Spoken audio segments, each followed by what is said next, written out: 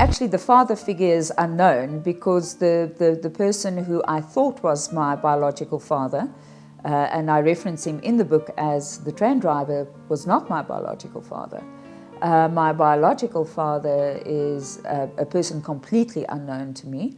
Very little detail on that. I am probably the product of, I'm the love child between my biological mother and an unknown father. All I know is that he was in the medical profession.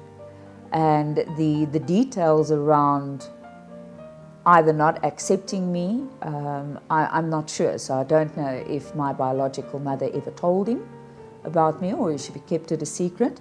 I don't think it was a secret because my biological mother's husband at that point in time, whom I reference as the train driver, rejected me because he always said I was not his child. The little bit of interaction that I had with my biological mother when she told me the story is that he had always felt that I was not his biological child, and he would literally stand in front of my cot and be very abusive and actually rattle the cot until one evening it really hit a boiling point, and he was incredibly abusive. And physically abusive to my biological mother, and he basically gave her an ultimatum. He said to her, you know, you either pick me or you pick this child. From what she told me when I met with her many years later, she said to me she had two choices. She could let me stay in that abusive householding. She was a nursing sister herself, or she could do or make the choice that I think is very difficult for any mother to make, and to give me up for adoption and give me the opportunity and a breakthrough in life that I might not have had if I had stayed in that environment. So literally went from this home to the orphanage. I don't know how long I was there until my adoptive parents, who are like, I've never distinguished my adoptive parents to be adoptive parents. They've always just been my parents until they got the call that there's a baby that is potentially suited to their home profile and their environment.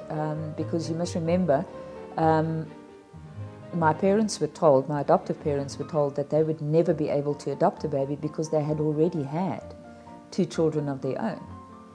So I was a prey for 8 years until the day that my mom got the call from the social welfare department and said that there's a baby that might match their profile. He was absolutely amazing, and this my mom told me the day that they got to the orphanage, and literally my mom was sorting out paperwork and they handed me to him. So he was my very first sort of contact before even contact with my mom. And I kind of apparently just woke up, kind of looked at him, semi-smiled and then fell asleep again. I think instinctively your soul knows where you're safe. And my dad has always been that safe space for me, that haven, and I'm getting quite emotional because the day he died was terrible. And my mom having lost 2 children, and the adoption process is quite complicated because you get placed in foster care for a period in time, and the biological mother can at any given point in time come and fetch that child again. That's how it was those days in the 60s. I'm not sure what the process is today. So I think in a way, it was not like mom didn't love me from the get-go. I think she was cautious because I think she really wanted to make sure that the day that the adoption was finalized, that nobody could come and take me away from her. But my first initial bond was with my dad, which I called Eddie. Rejection is a fear that all of us have. And when you come from a situation like I have, being an adoptive child, having been rejected, whether it was by my biological father or by my biological mother's husband at that point in time, it becomes a deep-rooted fear that, and the fear of rejection leads to, I'm not good enough, and that's why people reject me. And for the biggest part of my life, I was always fearful that people would reject me, that people wouldn't like me, or that I wouldn't be good enough. So if I have to unpack everything, the underlying emotion that feeds the fear is not being good enough. And so one of the things that I somehow, in the back of my mind at a very, very, very tender age, made my mind up to do is that I would never be a failure. I always wanted my parents to be proud of me. And I think there was also probably somewhere along the line a subconscious fear that if they didn't like me, they could take me back. And I knew that would never happen because from the day that my parents fetched me from the orphanage up until now, I've been nothing different. I've been a child like my two brothers in the household. And actually, as I was growing up, I was always told how special I am. And when my mom tried to tell me, when I kind of asked her the first time round, you know, where do I come from? She had a pregnant friend, and we were on our way. She was on her way to a baby shower, and I was in the bath. She was bathing me, and she said to me, you know, this lady, I don't know who it is, his tummy is so big because she's going to have a baby, but I didn't quite come into our family the normal way. And she sensitized me to the fact that I landed up in my family sort of in a different way than what babies normally come into the world. And I think in a way I also had my own fantasy around that until I was old enough to be told where babies really come from. You know, as I went through the latter part of my primary school years and going into high school, out of the blue I developed an eye problem. I had a very, very bad eyesight problem. I suffered with severe astigmatism, and every time that we went to the ophthalmologist, my diopter reading would just go up. And so I felt physically. So, and I had to stop doing sport because these glasses were incredibly heavy, and the contact center technology just wasn't available those days. So I was stuck with these very heavy glasses. So, and the only way, and I just felt as though starting to wear the glasses just brought another complication into my life because I then even more felt that who would ever look at me? You know, and I remember, and I write it in the book, I remember looking at photographs of me as a baby and then where I was in my teens saying, how did I go from being a pretty baby to an ugly child? So in a way, I was almost starting to reject who I was. So I think the rejection from a baby and rejecting myself because of circumstances and life circumstances, and then going through different relationships, and the only people that I really felt safe with was my father, my cousin, and my brother Ronnie, because they saw beyond the physical. And I think in this world today, if you are not physically pretty, you're automatically rejected by society. And I also write about that in my book. Although I had a very good singing voice, I was never considered for any musicals or plays because I just didn't fit the aesthetic beauty. So the only way that I could cope was I really had almost an eating disorder. I just shoved everything and anything that I could down my throat. So when I got to varsity and I met this guy, he saw, and I was wearing contact lenses at that point in time, so I wasn't hiding behind my glasses, but I could only wear them for a certain amount of time because those were still the hard gas permeable lenses, so they were very, very uncomfortable. And he was the first man other than my brothers and my father who saw me and beyond my glasses and who I was as a person.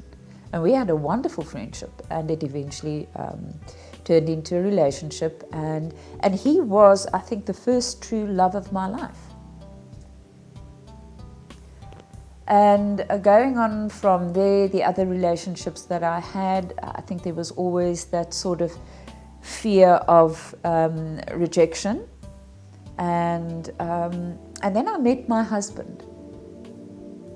And this was just one of those insane relationships. I had long red hair at that point in time. I was slim.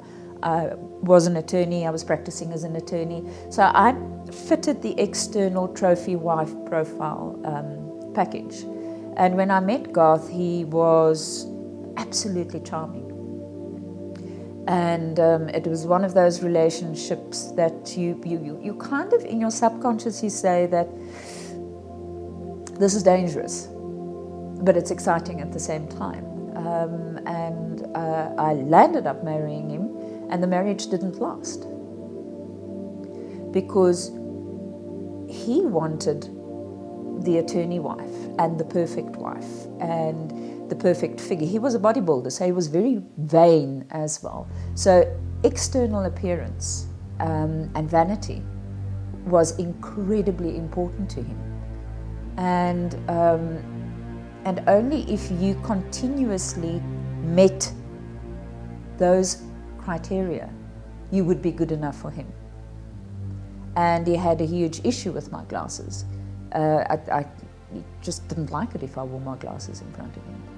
And slowly but surely in our marriage, I realized that I'm being broken down. There was so much emotional abuse, and I do touch on that in the book, that it led to a complete devaluation of myself. And when we eventually got divorced, which was the best thing that could have happened, it was just another rejection and another sense of I'm not good enough. And I countered that by overachieving. It then became incredibly, almost to the point that I was obsessive about overachieving in everything, be it academics, be it career, be it sport, be it whatever, because I felt if I excelled and I had a title, people wouldn't reject me. And that's not true. Because unless you take a step back and you confront that fear, your whole life will be patterned by fear. And it was only in my 50s that I managed to break that patterning, and that I can truly say I'm not governed by fear anymore, or fear doesn't rule my life. Fear does set in every now and again, but I'm not governed by fear anymore. I don't live my life in fear or in fear of rejection anymore. So I had a beautiful friend. I still have her. She's still one of my very good friends. And I think where I was at that point in time in my life, I was broken. I was living in Johannesburg. I had changed careers. I had successfully managed to run away from the past, or so I thought. But I was broken. And I had a string of relationships, some very short, some one-night stands. But there was always that yearning for somebody that truly accepted me and truly loved me and made me feel special. And this friend of mine was going through a very difficult patch in her own life, and we were very good friends prior into going into a relationship. And I think it was a a natural progression to fall in love. But immediately now you're not in a relationship, you're in a same-sex relationship. And that's when the judgment starts. And even my three closest friends that I reference in the book, all had very varying reactions to my announcement, saying that, I know you guys all think, or you girls all, I've been in male relationships all my life, but I have fallen in love with a woman. And yes, and I think that relationship taught me the true value of intimacy, that space where you allow those barriers to come down and to be vulnerable. And once again, what made this, I think, relationship very unique is that, and very complicated, unique and complicated at the same time, is that I still had my life, she still had her life, and then we had our life. I still lived in my house, she still lived in her house, and then there were times that we would be together. And have to tell my friends that, I've now fallen in love with a woman was a very difficult thing to do, because I had no point of reference of a same-sex relationship. Not in my family, not in my friends. So when I told my three closest friends, and I sort of told them the one after the other, all three of them, whom I always felt were quite enlightened and open-minded and non-judgmental, had quite an adverse reaction to that. And with each friend, after telling them, although they accepted, and their sort of request was that they wanted to meet this person who has now managed to literally steal my heart, because for the first time I was happy. Truly happy in the sense that, and there was a fulfillment in my soul, because I was accepted just for who I was, not because of a career or because of what I could achieve.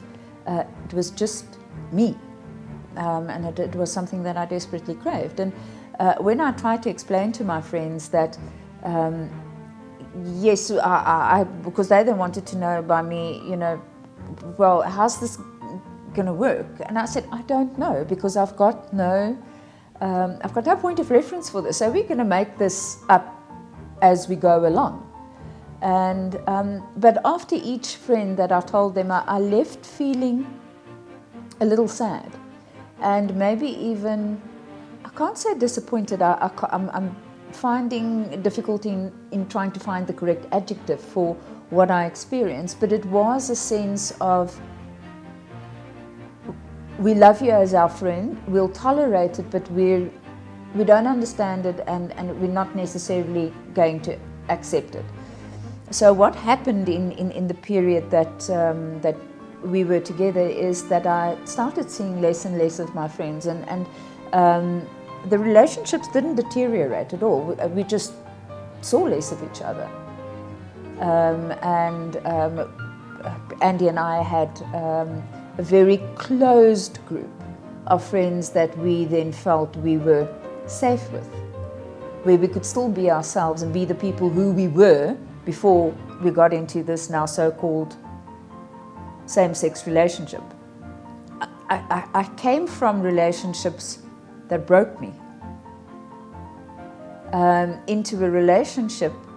So in the relationships that broke me, my friends always said, you need to get out. From my husband, who was very narcissistic, into a relationship that healed me. And I was also told, well, this is also not normal, you need to get out of this as well.